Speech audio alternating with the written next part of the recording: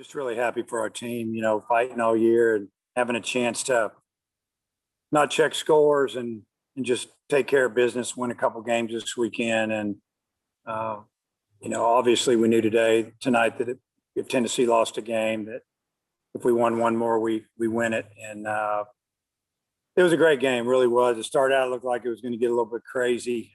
They got a big 2-out hit in the first and took the lead, and got to give credit to Bolden, though. He really settled in and gave us a couple, I think that's 4 innings, and held down a pretty good lineup, a powerful lineup. And, just what a great job by our bullpen.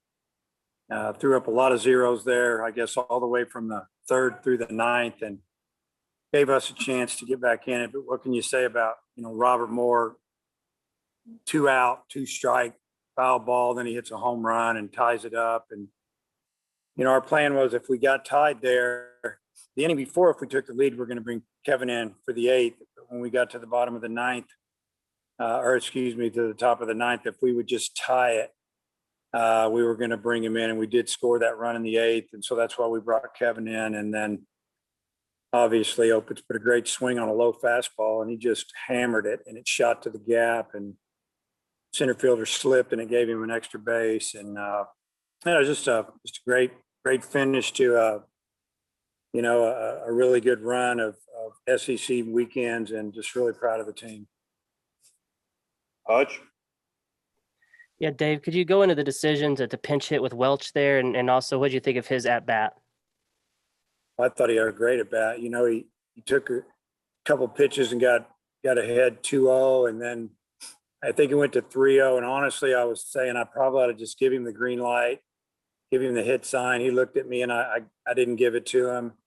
And then he threw a good strike. I don't know if it was down the middle or away, and I was kind of frustrated with myself for not letting him swing. And then he fouls off a pitch, and it goes to 3-2. And I didn't know if they were really going to go after him there. I thought they might come with a slider down and away, try to get him to chase, because they had a base open. Obviously, his run didn't meet a whole lot, and they threw a fastball down the middle away, and he didn't try to pull. He stayed on and hammered it at right center, obviously, and right when he left the bat, we knew the game was over. Just a great at bat.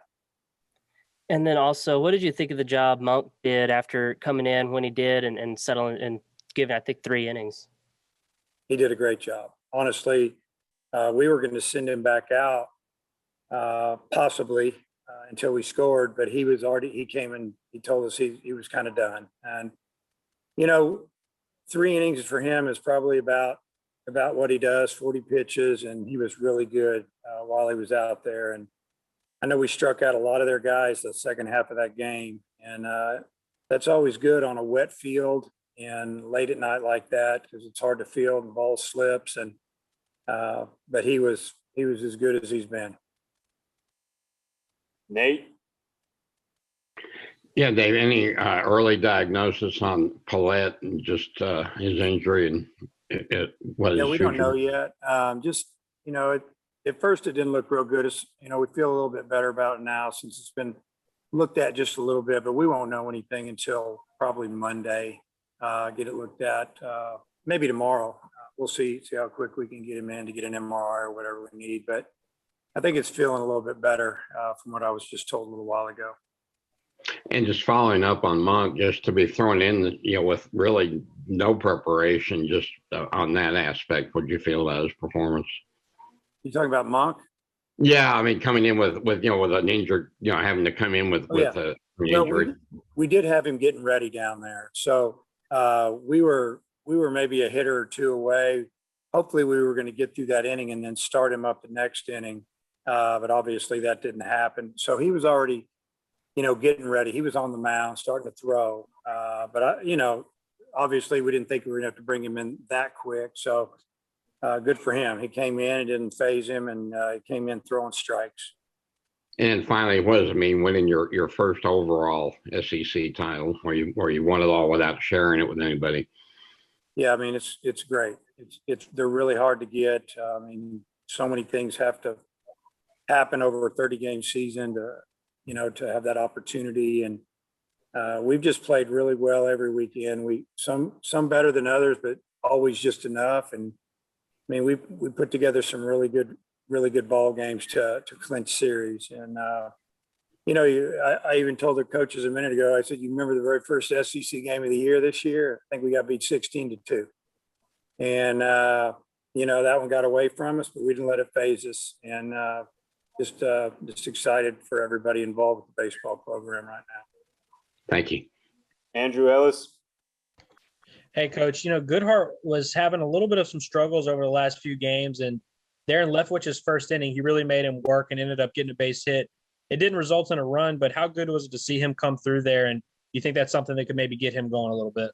Yeah, that was a really big at bat because, we all know how good Leftwich is. I mean, he's a big-time pro prospect, and just the way he got out our first two hitters that inning, I think, and then, Goodhart just fought him in 7-8 pitches, and then he finally decided to try to go with a breaking ball. He left it up, and he singled up the middle.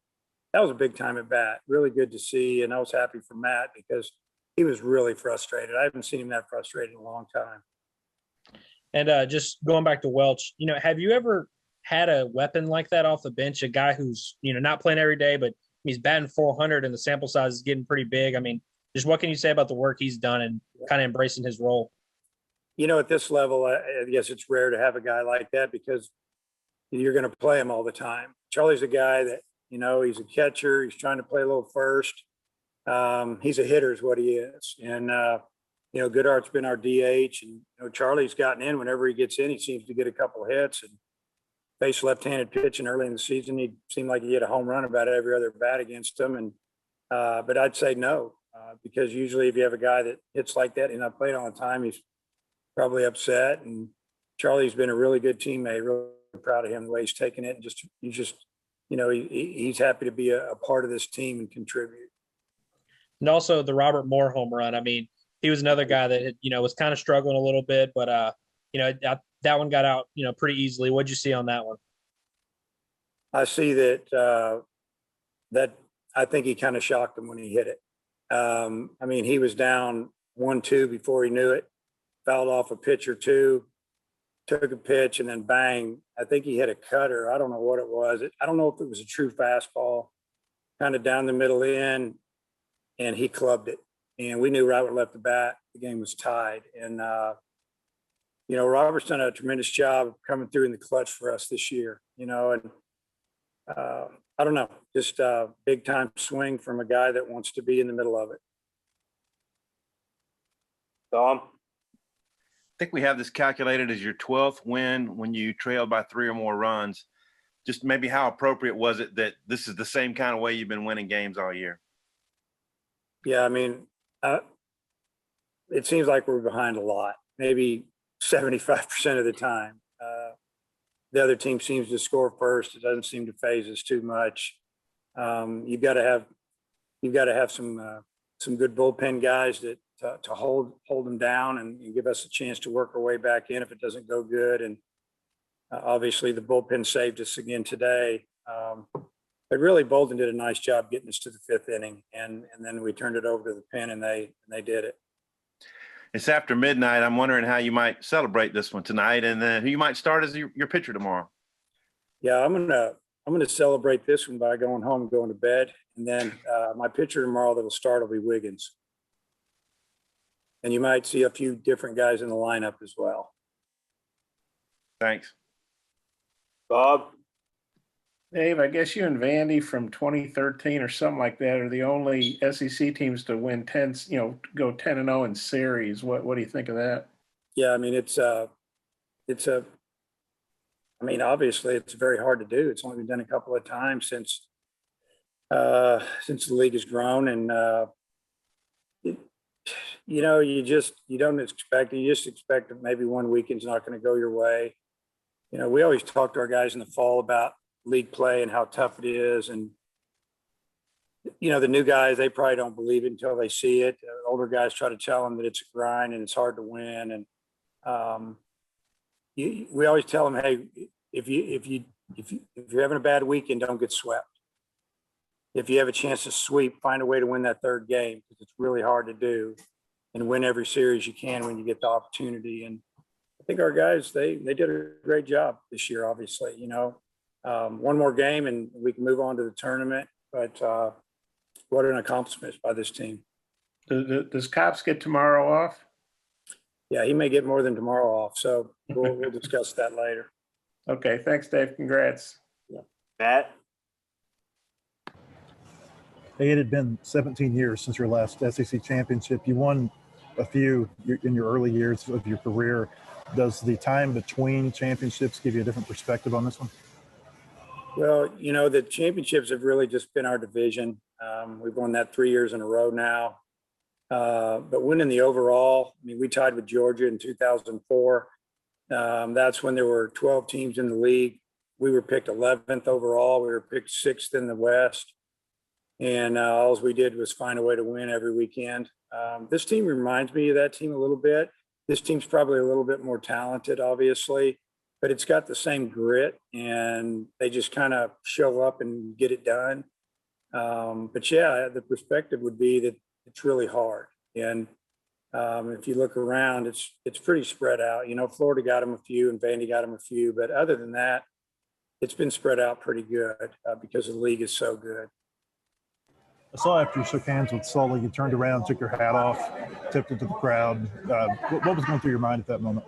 Just thanking him for showing up and being loud. I mean, we hadn't experienced what we experienced tonight and last night, you know, for really a couple of years. And it was fun. Even, you know, Kevin O'Sullivan and I were talking before the game. He said, man, your crowd was awesome last night. And I said, yeah, that's the best it's been since 19. And I said, you're probably going to get more of it tonight and probably more. And they were. And then you may have touched on this, and I'm sorry if you did, but to win a championship in the year of COVID and all the issues that have come along with that, I wonder how meaningful was that to you? I think it's, you know, I mean, they're all meaningful. I guess the thing that I think about every now and then is that maybe we got our group figured out earlier than some of the other teams. You know, we got them going early. I mean, they right out of the chute, man, they were ready to go. In Arlington, Texas, it seemed like it was 3 weeks ago. I mean, I can't believe how long ago it was, but we got their attention, and the coaches did a great job of rounding these guys up, and the guys did a great job of really focusing in and taking every game really serious, and it just kept going. Hutch, Dave, you said a couple of times how Bolden got settled in. What was going wrong early, and how was he able to right the ship there? Just location. You know, the big left-hander hitter that slapped one down the left field line, the ball was up and in. He give him credit. He got his hands inside the baseball. I mean, we even had the shift on him because he, you know, on the report, I don't know if he's ever hit a ball over there all year. And, you know, the first pitch base hit, the very next pitch was a slider, and it just spun right in the middle of the plate. And he smoked it in the 5-6 hole, and all of a sudden we're down 2 runs. And, you know, just some mistakes ahead in the count or straight up in the count. And they did a nice job with it. But then he settled in, started throwing his fastball in, busting him in a little bit, and he got some quick outs. And, you know, they got into one ball that the wind kept it in the park. And other than that, he did a nice job. And was the plan was the plan kind of all along to start Wiggins tomorrow, or to maybe winning tonight give you some freedom to give him a start? The plan was to start Lockhart tomorrow. See, I gave you some good info there. Randy, final question, please. David, it seemed like when Kevin came on that he wasn't as sharp, but then he hit the batter. He was called out on strikes. It seemed to energize Kevin. It did, and that's good. That's exactly what we thought. It's like it got him going. It got him loose. I don't think he had quite enough time to get as ready as he would have or we would have really wanted him to. But you know, we scored quick with 2 outs and 2 strikes, and we had to get him ready on like one hitter. So I think that got his blood pumping pretty good. And, you know, since that was the 3rd strike, that batter had 2 strikes on him when he stuck his elbow out there, that made it strike 3. That's a rule that kicked into gear not too long ago, but it was the right call. I know they were upset over there, but That's what we saw on our side. And then in the replay, I think it showed it as well. Yeah, I don't think the next six straight pitches they touched any of those balls. So I think they were all either swing and miss or check swing and misses. Yeah, he really threw well after that. One final question. Did you even contemplate when Opitz was at third to maybe go with the squeeze? Well, the first baseman was standing about halfway up the first base line. And obviously, I'd love to do it, but we're not a big squeezing team. We haven't done it once this year, maybe the last couple of years. We do safety squeeze a little bit, but when the infield's like that, next thing you know, you only got two outfielders. You got to just put the barrel on the ball somehow. And so I guess to answer your question, no. Thanks, Dave.